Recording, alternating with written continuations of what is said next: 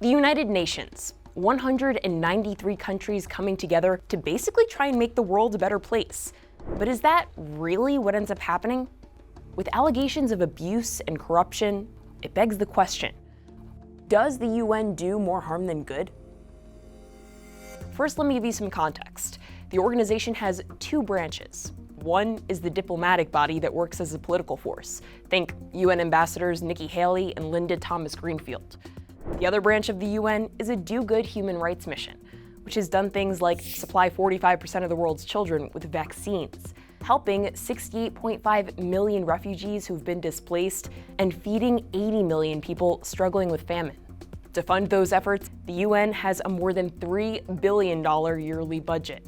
The US pays more than a fifth of those costs. So is that money actually working toward that admirable goal of improving the world as we know it? To find out, I spoke with a couple of insiders who know both sides of the UN.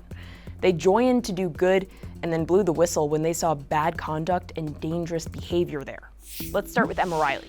She's an attorney for the UN. In 2013, Riley blew the whistle on the UN Office of the High Commissioner for Human Rights for allegedly giving China the names of Chinese dissidents who are planning to attend a Human Rights Council meeting in Geneva.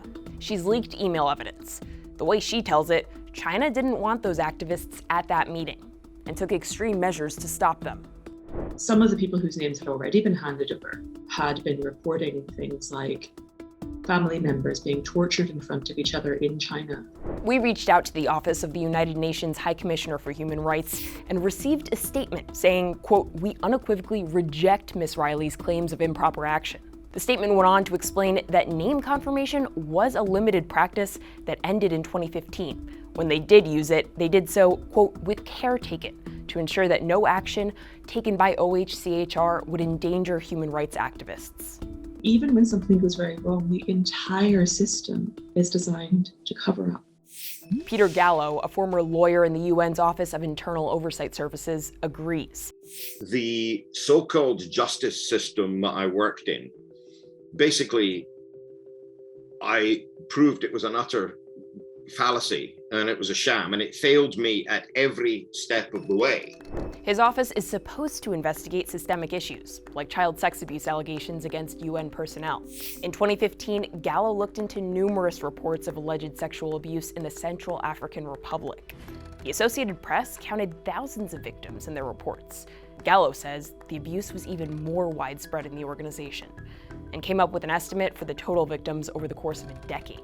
Extrapolating just a couple of facts, we came up with this figure of 60,000. Former UN Secretary General Ban Ki-moon called the abuse, quote, "a cancer in our system." And current Secretary General Antonio Guterres vowed to prioritize addressing the problem. But little was done. Gallo points out the system predominantly protects the organization's reputation. According to a 2017 report on internal disputes, most appeals rule in favor of the UN. When the UN loses the initial judgment and appeals, they win 93% of the time. When a staff member loses in the initial judgment and appeals, they only win 5% of the time. So back to our big question. Does the UN do more harm than good? Peacekeeping, as practiced by the UN, is not actually bringing peace to anyone. Gallo thinks the UN can be fixed, but there needs to be changes, like the creation of an independent oversight body. But of course, the UN doesn't want that, because what the UN wants, unashamedly, is control over how things are investigated. There is a lot of good that is done. The logistical parts, the distribution of food, running refugee camps, all of that stuff is vital and needs to continue. So what do you think? Let me know in the comments, and don't forget to hit the straight arrow bias meter.